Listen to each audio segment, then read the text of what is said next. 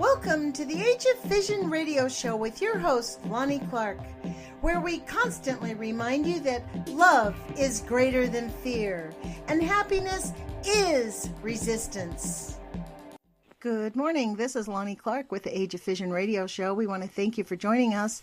I'm really excited today. We have a really super guest. I'm a big fan of this gentleman that's going to join us. His name is Dave Parrish, Parrish.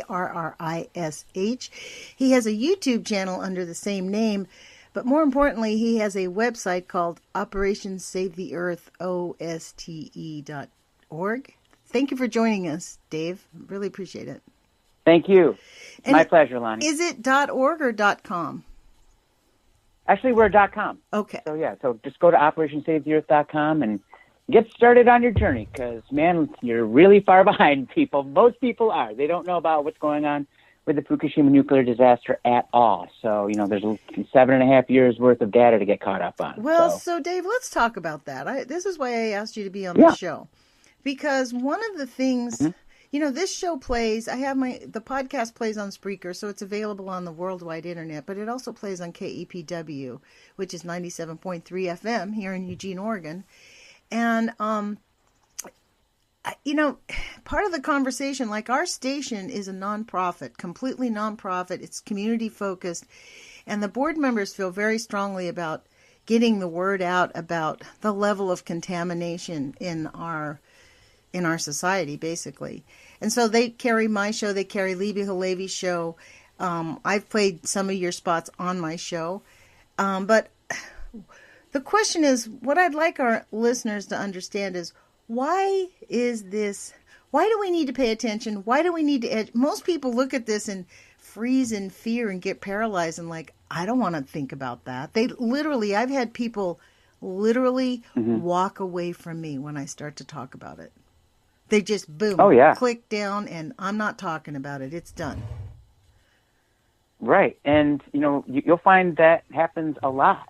I know that's happened to me many times. You get into it, you start talking about it, and you can just see it in their faces. Right. Eventually, that realization that, oh, my gosh, what this person is saying is actually true, and I've had my head stuck in the sand on it for years and years and years.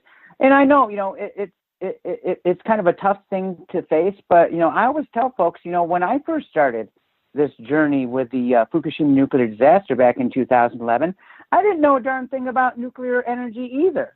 I didn't know anything about the disaster or anything. I just got a tweet from a friend saying that it's not over and you should go watch this video of a Japanese mom and a Japanese dad, basically imploring anyone who would listen to help them because, the government wasn't, and they were worried for their kids.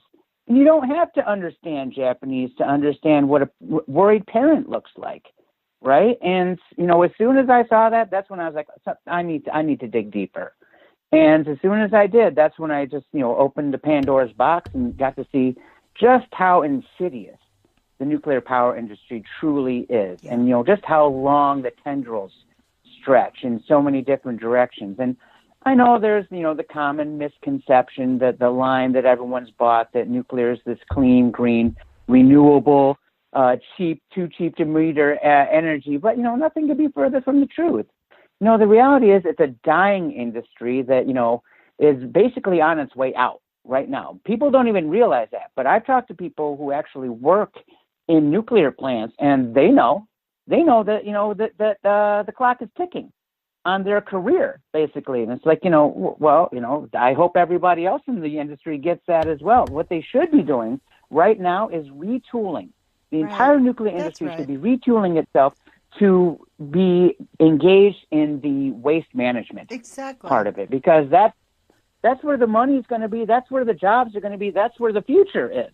Right. Literally for thousands of years, nuclear energy guys, you got to keep an eye on this stuff that you created. Well, you know what? I've had this argument with someone on Twitter, though, who's telling me, well, there's less than a football field of nuclear if you put it on a football field. But the point is, that's plenty. You know what I mean? That's way too much because a football field of nuclear waste is death to the entire planet. That's literally just ask the people who work at Hanford. Yeah. They know. They're the ones who've been sick and suffering all these years. The hazard pay that they got, while they were employed at Hanford wasn't enough. Now they're, struggling to get benefits paid, struggling for health care needs, and it's dire health care needs, right? So, what we need to do is just face the reality, and I know everyone doesn't want to hear it, and I know everyone's scared of it and everything, but hey, the sooner we educate ourselves on just what the reality is about nuclear energy and what, the isotopes are really doing to us, the sooner we can protect ourselves. The sooner we can share that information with our loved ones so they can protect themselves. Lonnie, I think we talked about this before when we did a podcast. How many people do you know personally that have cancer or have died of cancer? Oh, so many. I mean, practically everyone so that many. you know. In fact, this is the thing I was thinking about. Every animal that I know in Eugene, Oregon, I've been here now, I think, 16 years. Every animal has died of cancer or been struck by a car. I've not seen an animal just die of old age. Wow. Yeah. Yeah, see, and that's a bellwether for yes, people. It People is. should understand that. Because I've turned the clock back 40 years, Lonnie, back in the 1970s. How many pets do you know died of cancer? How many friends do you know died of cancer? Right. The answer would be like 0 or 1. That they were the outlier, right? Now cancer is like getting the flu. It's just a natural matter of course as you get older. No, it isn't. Because for thousands of years it wasn't. Right. And now all of a sudden, and see, that's what I'm saying. We live in an increasingly radioactive world every year. It just gets worse and worse That's and worse. Right.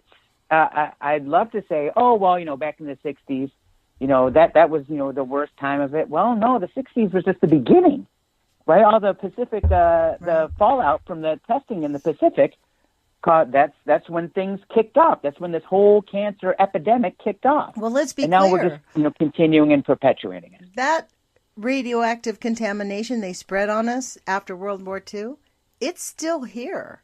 It didn't wash away. It's not gone. That's the weird part. Like when we think about, they bombed us, honestly, this is kind of the whitewashing though.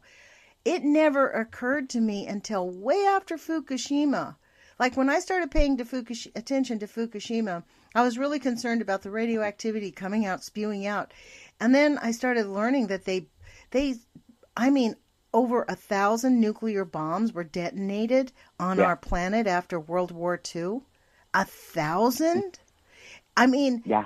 And when you think that plutonium's half-life, or isn't it plutonium 24,500 years, plutonium half-life? Yes. Strontium, even the less harmful cesium is half-life is 27 years, which means we still have the strontium. Its half-life ended 27 years after Fukushima.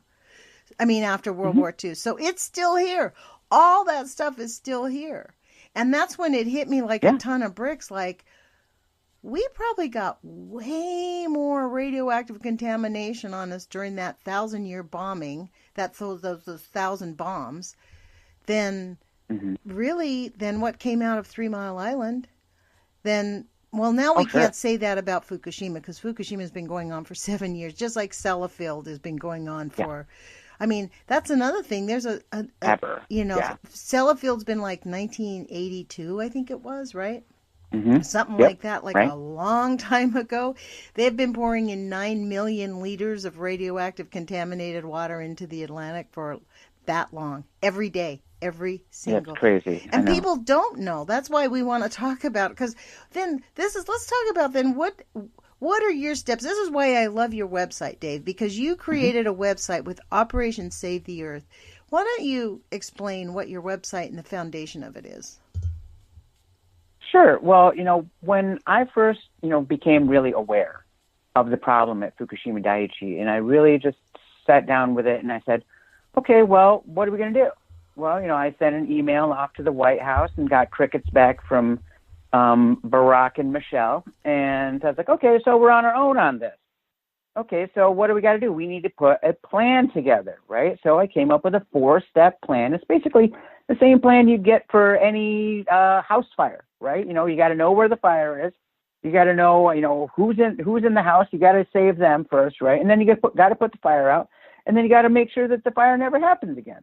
It's the same plan that I have for Operation Save the Earth. Step one, educate and safeguard. You got to know more, do more, be more about what's going on with Fukushima and the entire nuclear. Because, man, once you get to know the full story on the nuclear fuel chain cycle, you'll be aghast, just aghast. From the mining process to the bomb process. It's dirty, awful, awful, awful stuff, right? And most people have no clue whatsoever about it, right? And then, step two, you have to be able to evacuate Fukushima now. And a lot of, moms and kids already have, but we still have close to 2 million people living in that prefecture, and they want to kick off the 2020 Olympics there. And I'm like, okay, yeah, the whitewash is really in play. There's 2 million people living in Fukushima prefecture? Close to it, yeah. Still, to this day.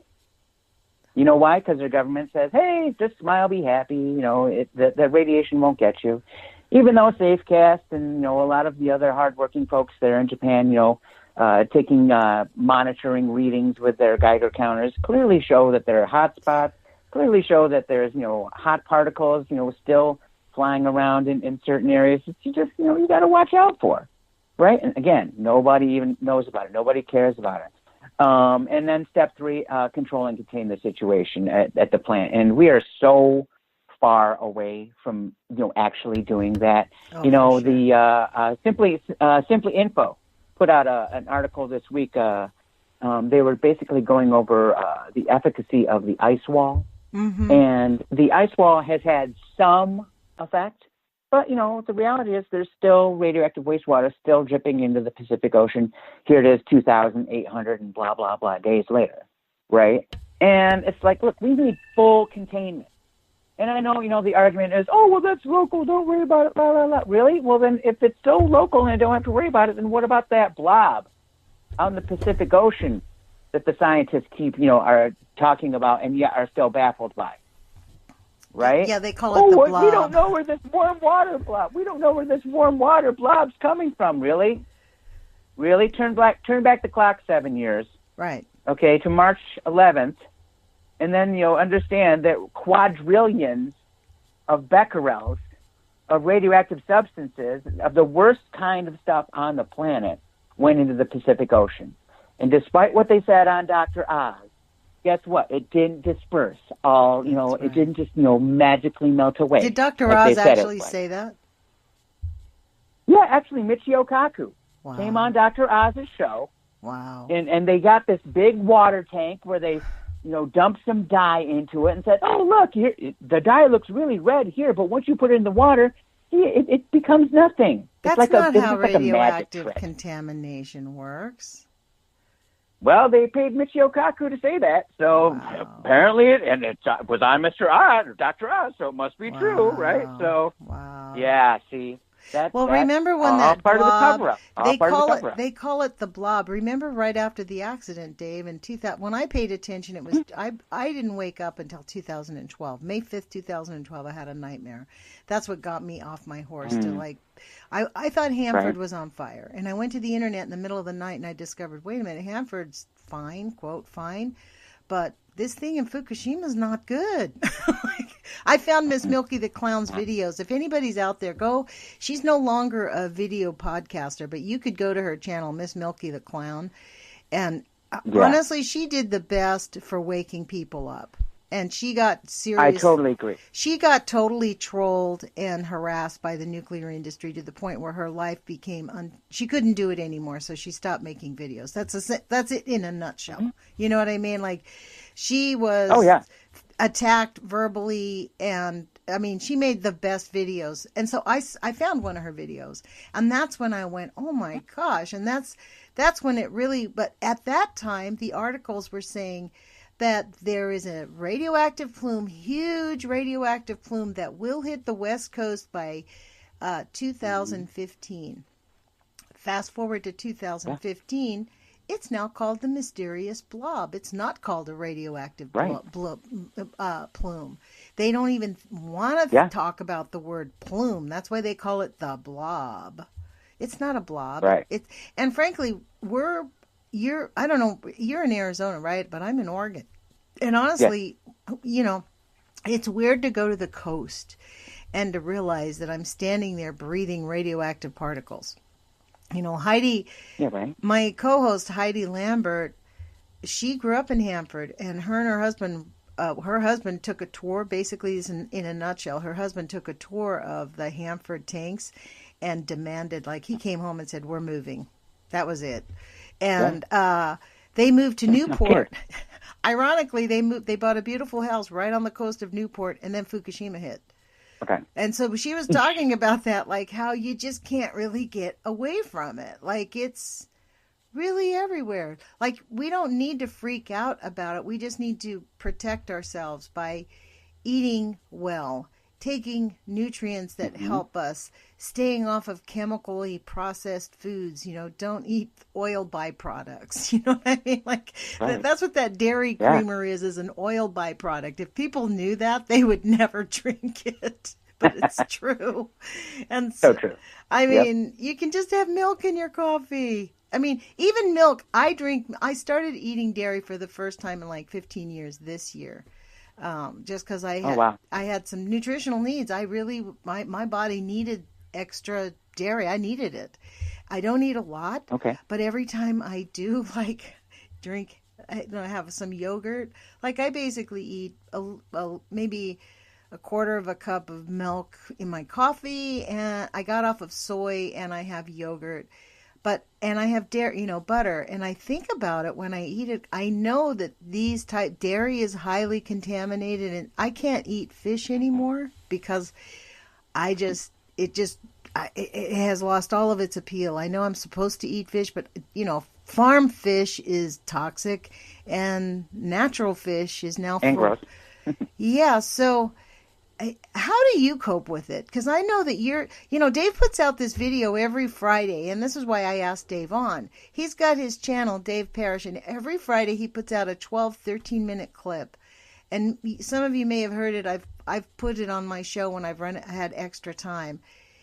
And basically every week you give us a pep talk and remind us why this is important. Mm-hmm. And I totally love your videos. So how do you cope with this issue of food and eating and knowing that we're living in a swirl of contamination? Well, I think the hardest part was in the beginning, coming to the realization that oh my gosh, this is the last piece of salmon that I'll probably ever eat, and that was the case. 2012 was the last time I had any Pacific fish. And ever since then, I've had no fish. I've had zero fish because it's I always tell my friends, hey, Dave, let's come out to sushi, and have some dinner. It's yeah, well, do they have something else on the menu, guys? Because I can't really go. And I just, let everybody, and all my friends know. It's oh, well, Dave doesn't eat the fish. And it's if I tell everybody, don't eat the fish, and then I eat the fish, what's that make me? A hypocrite, right? And I'm not going to do that. So exactly. I don't eat any fish. I can't eat the fish, honestly. And it's okay. Do I miss it? Sure. Do I miss, having salmon? Do I miss having sushi? Sure, of course I do. But, I'm alive. I feel good. And I hear all the horror stories. My friend, I had a friend, yeah, exactly. I had a friend who was in Hawaii recently, had some sushi, and felt sick all night. Had a headache, couldn't go to sleep. And I'm well, I'm not surprised. Wow. This is toxicity that your body is dealing with. Yeah. Right? And, why take that risk? You don't know. You just don't know because they test every piece of fish that gets pulled out of the ocean. Of course they don't. Right. Okay. So, you're taking a risk, and it's I always say, same people who smoke cigarettes. You're taking a risk, right? But it's your risk to take, So if you want to eat the fish, like smoking a cigarette, knock yourself out. If you want to take on that risk, please feel free to do so. And I especially have been saying that here in the last year because, as Kevin Blanche has illustrated to us, the salmon runs back this year and last year have been terrible. Yes. The fishing has just been awful. Yeah, I know Tim Martin. And it's going to get worse. Yes, and actually Tim Martin, who is the kind of the reporter out here, he he reports this out, and he talks to Kevin. He gives Kevin these reports. He calls me all the time. He called me last week, and he said, "Did you hear that they're like totally closing the fishing season for next year? Like they're on the salmon. They're not going to allow anybody to get any salmon next year because there's no salmon." And why is that? Exactly. You know, and why is there no salmon left? Well, you know what I find offensive, though, Dave? People want to say, "Oh, it's the global warming." And this is what really blows me away. And I keep bringing this up and especially with some of the board members here at KPW, because they're very strong climate change activists. But the denial of the climate change activists that nuclear contamination has caused harm to our environment is stunning. I mean, literally stunning. We had over 1,000 nuclear bombs dropped on our planet. We had Fukushima, the list. We've had 52 nuclear incidences since it became active. Yeah. And all of that is poisoning our planet, and none of them want to admit that maybe it is contributing to the warming of our oceans. Well, because nuclear scientists will tell you that, they're carbon free, right? They don't emit harmful carbon gases. But, this disconnect that's going on between people who were, very much about climate science and nuclear science, it's like, guys, global warming is because of nuclear. Exactly. Right? That's right. I agree completely. Let's take that into consideration, right? Because when you have a nuclear detonation, what happens? That stuff is released into the atmosphere. The atmosphere is then contaminated. And it reflects, this horrible. I mean, we see what's going on with the environment. Every single one of us, whether you're living in California, whether you're living in Florida, whether you're living in Indonesia, I think every single one of us this past year has seen for ourselves firsthand what global warming can do to us. That's right. And if we don't stop the nuclear train before it finishes us off, then, no matter what type of mitigation we will take against global warming, it won't matter, because the nuclear part will just push us over the edge. Do you remember that Al Gore and the World movie? Health Organization. Do you remember that? Oh, sure. Al Gore movie, and how he stood on that platform and he raised it up and he said, "Well, we're up here," and boom, boom, boom. And he said, "Well, what happened here? This is when the car started." Actually what did start? The nuclear industry. That's when they discovered nuclear contamination. That's when they started. That's right. So to me, I think it's very interesting that the fossil fuel companies have given cover to the nuclear industry on their levels of contamination, because they're blaming the fossil fuels. I mean, I think if we shut down every single automobile today, we'd still be having increases in levels because of it's like I told Dr. Busby, we did an interview, and at first he was because I said, "Look, the Pacific Ocean is damaged, is being hurt by Fukushima." He's like, "Oh, no, that's the usual, statement of dilution is the solution. No, there's not enough, in there. The ocean is really big." And I'm like, Dr. Busby, think about it. I said, at that point, it had been already 4 or 5 years. And I said, you might have said that the first year, but we're 5 years in. 100,000 gallons of nuclear contamination pouring into the Pacific Ocean. You can't tell me that does not affect the microscopic life inside the Pacific Ocean. That's where it's really hurting it. The microscopic life can't take it, and that's why we don't have the krill. It goes all the way up the food chain. Right. That's why the animals are starving, because the smallest microorganisms, it's like if you kill the dirt, you're not going to grow plants. Yeah, and that water, Lonnie, let's not forget that in the nuclear process, all water gets heated. Right? Whether it's to cool the fuel rods, whether it's emitted out of Fukushima Daiichi. This is radioactive stuff that is heating up that water. And what's that doing? That warm water goes into the Pacific Ocean and elevates the temperature a little bit more. Right? That's why you do have your blob. That's why it is, killing off the phytoplankton. That's why, we have, this sort of cascading effect. Yeah. Right? So, we have we have to shut down all the nuclear so plants. what you're saying, Dave, So is essentially this water problem.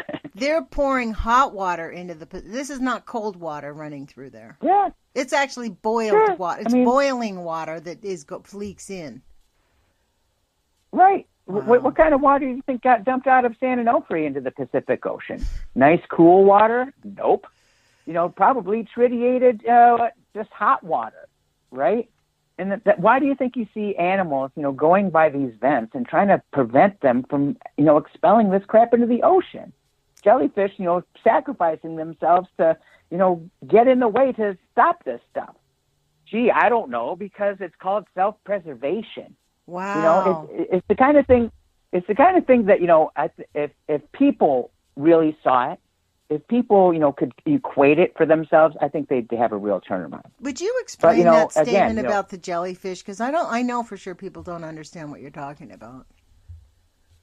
Well, see, jellyfish are smart, right? They're kind of an alpha predator in the Pacific Ocean, right?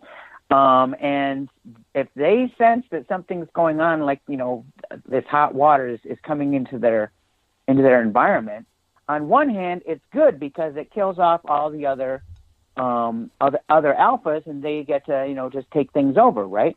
But on the other hand, it's bad because eventually, it's going to kill off all of their food, and they realize that too, right? See, in nature, animals understand. Are you telling me that you think that the jellyfish comprehend that the nuclear contamination is a threat to their species? Wouldn't you? I would. Absolutely. I totally think that. I totally think that we... yes, man, I would. So much going on. I do actually think that. But the consciousness...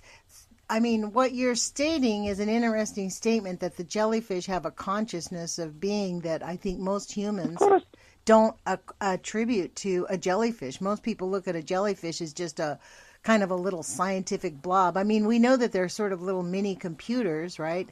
But I don't think people would attribute them to a sense of... so essentially, but let's get back to what you were fundamentally saying. This is a phenomenon that happens even like it happened in New York State at the nuclear power plant that is leaking contamination into the Hudson Bay. It's been leaking it for 3 or 4 years. Jellyfish have actually gone into the vents there and blocked it up. They've had blobs of jellyfish at all these nuclear outlets. It's kind of a weird phenomenon. Right. Like you'll read these stories every once in a while where so your thesis is that they're doing it as an act of self-preservation, like as an attack on whatever they view as a threat. Sure. Of course. I mean, look, just because jellyfish aren't smart enough to, do, complex computations, you can't take them out to the movies and have a conversation with them after about it. Look, just because they're not smart on that level doesn't mean that they don't understand what self-preservation is. All animals do understand self-preservation. Wow. Right? And they, watch the Nature Channel, right? If something at birth happens in any ecosystem, right, the animals have 3 choices: move, adapt, or die. These are your 3 choices. And, the jellyfish in this case are, choosing to, fight back in this case, right? Because, they're not capable of like, oh, hey, let's move to Spain. We're born here and this is what we have. It's not like they can book a flight or anything, right? Yeah. Same goes for all the other fish, all the other, and mammals that live in the oceans. They're all suffering now as a result of our... There's no more orca. The orca have disappeared, all but disappeared. It's so sad. No babies are being born. One baby was born and it died. And that was the saddest one because that mother kept her baby afloat for 2 weeks. Yeah. Until it started to decompose. It was really sad. She was not going to give up. All the whales. And again, we're talking about, top dog fish. Yeah. That are in the ocean. Yeah. Right? And it's just like, when are we going to wake up? When are we going to start realizing that, hey, we cannot use our oceans as toilets? Right. Okay, we can't stop. We can't continue to flush every toxic substance that we have into the Pacific Ocean and say, oh, well, the solution to pollution is dilution. Look how cute that sounded. It must be true. Yeah. Well, you just said it yourself earlier, Lonnie, there ain't going to be no fishing next year. So, all you have to do is look at, open your eyes and see what the real solutions are. Of course, scientists are paid to say other things. Right. Right? That's right. So, and they're paid, oceanographers are paid not to look into what's going on with Fukushima radiation, because where are all the studies that we should have by now? That's exactly right. I mean, back in 2012, 2011, we had more scientific eyes on the problem here. But now, after 2013 and that unscare report that the UN put out, oh, everything's fine. Nobody died. It's all good. Don't worry about it. Exactly. Right? And then 2017, oh, yeah, that 2013 report, that was a good one. That's fine. Really? WHO, really, UN, didn't you just come out with your own study in 2014, 2015 that said, hey, by 2050, there's a 50% chance that there's going to be another nuclear accident like Chernobyl, like 3 Mile Island, like Fukushima? Wow. And I just did a report last week on the Fuku Friday show that showed that, the UN gathered all of these cancer researchers together and said, hey, what happens the next time we have a nuclear accident? Not if, when the next nuclear accident happens. They all said, well, we shouldn't do blanket thyroid cancer testing like we did in Fukushima, because then we're going to have overdiagnosis. Yeah. What? Overdiagnosis. Overdiagnosis? Yeah. Oh, because, there's going to be like old people who have thyroid cancer who we probably wouldn't have caught it otherwise, and they probably won't die from it because they'll die of other things beforehand. This is their reasoning. This is what the cancer researchers' reasoning was. And what they're advising governments and health organizations is that, you have a voluntary program after a nuclear disaster where, if you feel concerned that you might get thyroid cancer, why don't you come on in? We'll test you. That's their solution. That's their answer. Wow. That's what the so-called experts have for us. Now, I'm not a parent, Lonnie, but listen, I know a lot of parents, a lot of my friends have kids, and I don't know a single one of them that would find anything about that acceptable. Mm-hmm. If they were, because, guess what? 40% of the population here in the United States lives within 50 miles of a nuclear plant site. Wow. Right? So that's, let's see, 400 million people, 40% to almost half the population, well, Dave, right? It's close to 200 million people, right? I put a video up one time on my YouTube channel on Nuts for Art where I had this idea one night. I printed out a map. I got it from Beyond Nuclear, and it was a map of all of where the nuclear power plants are in our country. And then I went to the CDC and I looked at the map around the country where all the children with disabilities are. And I overlaid them. I overlaid the maps. And it is like an ink blot falling from the nuclear power plants. It is, John Goffman said that we are going to have 225,000 birth defects every year in children for every rem of for a population of 1 million for 2 rems of radioactive contamination in the air. Now we have much more than that. So we know that, and frankly, that is already on the website of the NRC, and they know that we're going to have 32,000 extra cancers a year. That is the, quote, acceptable level. That's what we're willing, that's what they sold us. We knew we were going to get 225,000 birth defects every year. And their risk assessment was that some of those birth defects, like children born with holes in their hearts, that could easily be fixed. Like when I was in school, there was a girl in my geography class. She had this big tear down the middle of her heart, her chest, like a big seam.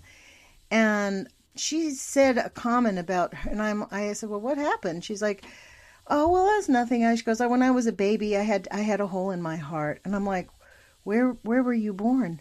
Oh, about 30 miles north of Hanford. Mm-hmm. Now, that's a common birth. And I'm like, you do know it's because you were born in Hanford. She's like, oh, no, I never heard that. The doctors never said anything to us about that. And I brought her some, Right. I mean, I was reading John Goffman's book at the time. Like, this is the thing. They have buried all the science. They basically have ignored the science that they found out in the 50s and 60s because they want to make money and they want the nuclear weapons. But, you know, it is really, it's kind of like, I wanted to get to this also. I'm going to jump around because I'm dying to get your take on this because I know you follow this stuff on Fukushima. Sure. Did you see that article that came out the other day that they are planning in, I think they said April, to turn off the water on Unit 3? These nuclear power facilities in Fukushima are in still nuclear meltdown. So they're in constant being poured water on to keep them cool so they don't explode again. They are planning on turning them off in April on Unit 3. Have you heard of that? Yes. I did read that article. I think it's actually Unit 2 that they're going to do it on. Yeah. Doing that on Unit 3 would be a really bad idea because of the mixed oxide fuel. It's like you don't want that MOX, to get, tindering it up again if you just let it dry out. See, with Unit 2, you can turn the water off because they vented most of the radioactive substances during the initial 2 weeks after the disaster began in March of 2011. Notice that Unit 2 is the only one that isn't like blown up because they vented all that stuff. They just like let it burn off, and that white smoke that you saw in the old videos back in the day. Hey, guess what that was? Mm-hmm. That was straight up nuclear fuel rods just getting burnt up and sent out in the atmosphere. That's what happened. So the rationale for them doing that is that if they can do that, then they can figure out actually how much melted fuel they're dealing with inside of that unit. And it's like, yeah, and then what are you going to do? Because once you figure that out, you still got to pump water back in there, right? And I know the water situation at the Fukushima Daiichi plant, it's the biggest problem. It's a swamp there. All of the tanks that are full of the water, the radioactive wastewater that we found out, this year isn't just tritium. The ALP system didn't work as well as we thought it did. Yeah, no kidding, TEPCO. Boy, you guys are really quick on that, and here you have literally hundreds of thousands of gallons of radioactive wastewater that they keep saying, oh, well, we just got to dump it back into the ocean. The IAEA wants them to do it. The Nuclear Regulatory Association there in Japan wants them to do it.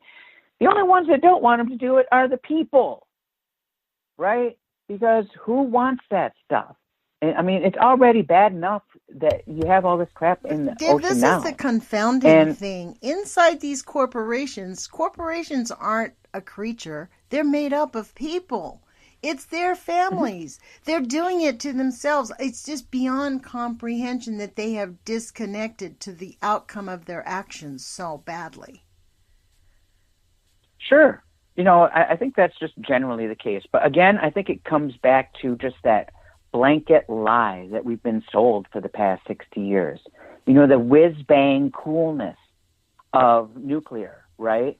Even Energy Secretary Rick Perry said that he wanted to help make nuclear energy cool again, right? Because the kids aren't buying it.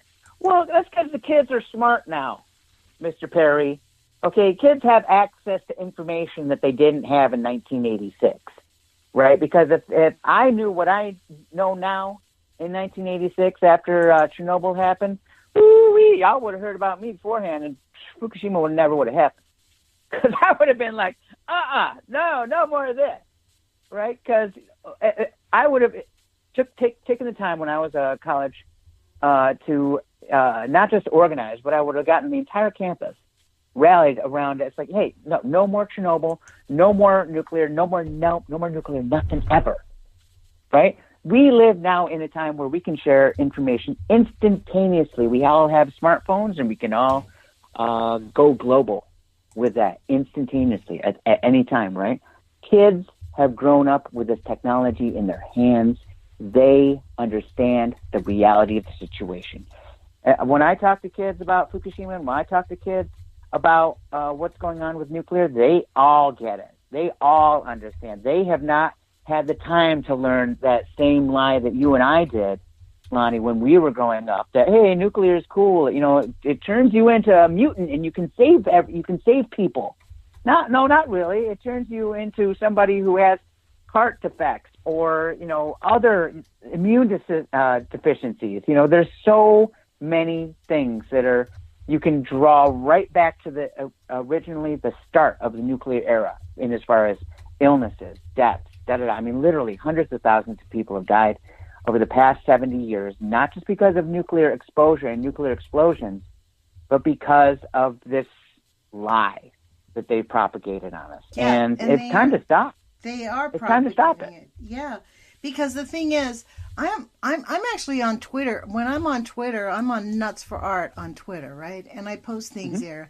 Yep. And I'm constantly in arguments with pro-nuclear people who say, "Oh, you don't know anything." The usual. You need to do your research. You're against, because you know.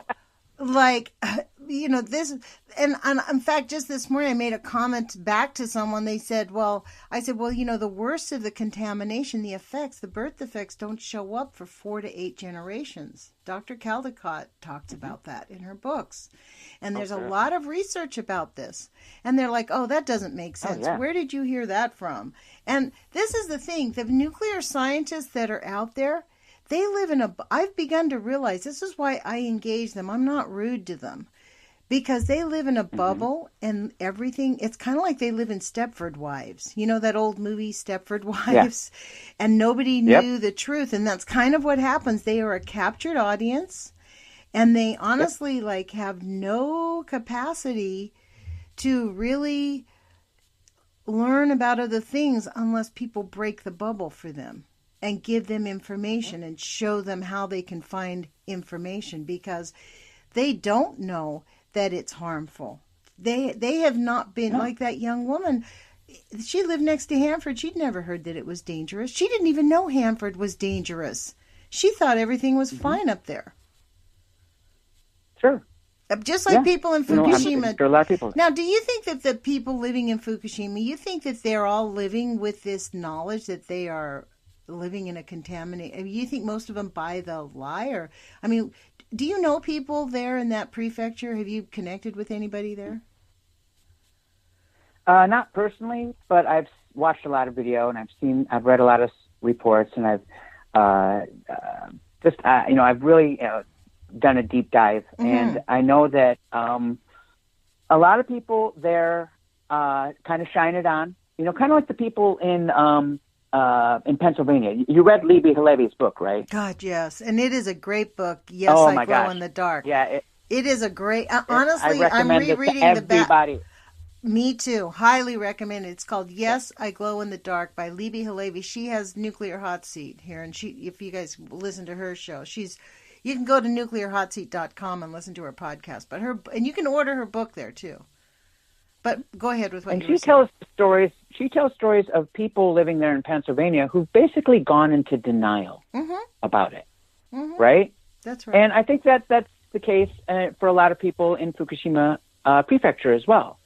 But if you dig a little bit deeper, there was a report that came out recently that showed that depression is on the rise for young women, especially in the affected areas. Fukushima Prefecture, Ibaraki Prefecture, you know, the areas that were hit with the plume the most. And the reason why these young women are facing depression so much is because they know that they, probably can't have kids or probably shouldn't have kids. Or if they do have kids, they probably shouldn't raise them there, right? They're aware. You can't help but be aware about what's going on at Fukushima Daiichi if you live in Fukushima Prefecture. Now, you can, go up and down and spout all you want, but the reality very clearly shows that, a lot of the people who could move away, the people who had to move away, like, in the restricted areas, like in Futaba, for instance, they're never coming back. Right. Okay. And you have to understand, Lonnie, that these people are never coming back to family homes that have been in their families for generations. Right. Okay? And in Japan, land is everything, and family is everything. And passing down the land of the family, that's what they do in Japan. Okay? You're an outlier if you don't think that way. So when something like this happens and it displaces people and it leaves people behind, then you have this really bad just sort of sociological split that goes on, because the people that leave and move, half of them, they don't say, hey, I came from Fukushima Prefecture, because they know that their kids will get bullied. They'll be looked at funny. It's like, oh, well, you must be contaminated, or you're from Fukushima, or, and then you have the people in Fukushima who look at those people, and if they try to move back, it's like, oh, well, you didn't stay. Right? You're not real Fukushima, right? So it's really this catch-22. And who really suffers because of it? The people. You're already victimized by this earthquake, tsunami, triple meltdown nightmare. And then you have to live with this stigma. Well, your that's whole the life while MO you're there. of the nuclear Japan, industry. It's awful. The nuclear industry has always blamed the victim. Always. I mean, it is really seriously, to be honest, it's very narcissistic. It's like the cycle is like this narcissistic, abusive relationship where we didn't ask to be nucleated. You know what I mean? We didn't ask to be bombed. It was just done to us. Right. And now, this is what I say, there's no battered shelter company, place to go. I mean, we are a battered country, and the world is being battered by the industrial military complex, which is at the root of the nuclear industry. Let's be clear. We have this contamination because they wanted nuclear weapons, and they still want nuclear weapons. And they are still planning on doing the Space Force. This talk about Space Force, that's still going on. It doesn't matter who sits in the White House. The next president is going to roll out the vision for 2020. Guarantee. That's why I believe that Trader Trump is working really hard to unseat democracy in America, because guess what? Americans are not going to go for their big mega plan of, guess what? We want space dominance. We're not letting anybody out in space. We get to take all the assets on every asteroid that surrounds the Earth. That's just complete insanity. That is just megalomaniac insanity that's going on. And really, we have that inside of our military. I mean, I watch the C-SPAN hearings with all of these military advisors every time there's a budget hearing. And these guys, you should see their faces. They are so disconnected from the pain that they are enduring and the pain that they are meting out. This is why I love I'm going to get us back to this. We have about 10 minutes left. I kind of want to give you the heads up, but I want you to promote your YouTube channel. Talk about your YouTube channel. Sure. Well, I've been doing something called the Fuku Friday Happy Hour Hangout for a few years now, about 5 years now. God, has it been? Oh, I can't keep track. But I've been putting out these little 8-minute videos. I originally started doing it just for my family, my nieces and nephews, just like, hey guys, here's a heads up, what's going on with radiation, the Fukushima and all this stuff, because here's what I figured out, right? And over the years, I've just, gotten used to doing it every Friday and, alerting people. And, I don't have 6,000 hits. I haven't signed up for YouTube's monetization program, so of course I'm not promoted. I'm never going to go viral. I watch it every week. I think they're great. I'm one of your big fans, Thank you, Lonnie. I Dave. appreciate that. I mean, because they're upbeat. This is why I really like it, because it's not downtrodden, and you're not yelling at people, and you're not victim blaming, and you're not, screaming at people who aren't listening to us. You know what I mean? The people that are listening, this is why, on the videos, it's, if you're going to make a video where you're yelling at people, at least direct the video towards those people. You know what I mean? Yeah, that's true. That helps. That's for sure. But yeah, I mean, I'm blessed in my life, Lonnie. My dad, who passed away earlier this year, he was an educator. And I got to see him work firsthand. And he was everybody's favorite teacher in school because he knew how to engage people. And he advised me early on when I was starting to do this, to keep it short and simple. Because when I first started, I was making hour-long videos and stuff like that. And it's like, and he said, no, keep it shorter. So, that's when the whole 8-minute thing came into play. And I keep reminding people, it's like, look, not every one of us can do this 24/7. I know we all got bills to pay. We got kids to take care of. We got, the dog's on fire. The tire's gone flat. I mean, you got so much to do in your life, right? Not even Spider-Man is Spider-Man 24/7, right? He got to come home. He got to pay his bills. He got to take his exams. He's got to take care of his girlfriend too, right? All I'm saying is like, look, we all have, so much time in the day, right? We got 1,400 minutes to work with. That's a long time, right? I'm just saying if you dedicate 8 of those minutes, 160th of your day, basically, to this or to something else that's, giving back to society, being in service to the greater good. Trust me, there is nothing more fulfilling than that. Not, having kids, not having the perfect job, not having a full bank account. Okay. Being in service to others is the greatest gift that we have to share with each other. Right. And if we have the opportunity to do so, we should take it. We have the technology now to make videos, to share information, to be a 9%er where you're sharing all this information that has been created from content. And you can create your own content. And in doing so, what do? Content is king on the web. I've said it 1,000 times, Lonnie. You've heard it on my podcast as well. Look, even if you don't get 1 million hits, the algorithm still got to calculate you. All right. They still, and even if Google is, saying, oh, well, nothing Fukushima Day because it's classified by the U.S. government. We can't really promote that. And I'm like, okay, that's fine. But you still got to count me, don't you? Right. And what about Bing? What about all the other search engines? Right. That's what I'm saying. You can't just put your eggs in one basket. I have a YouTube page. I have a Twitter page. I have a Pinterest page. I have a MeWe page. I just opened that up. And it's like, don't be afraid to diversify with your social media. I'm not on Facebook anymore, but I was on Facebook for many, many years. But I finally got fed up with it. I finally all the whole privacy issues and just the idea that Did you close down your Facebook is page? Cool. Yep, I totally did, and I feel totally better about it. It's been just like a weight. You know what I've done? This is, and you probably see this on my Facebook page. I mostly share from Instagram. Mm-hmm. That's what I do, is I share from Instagram to Facebook. Sure. And I share articles. Like I will share articles on Facebook and on Twitter.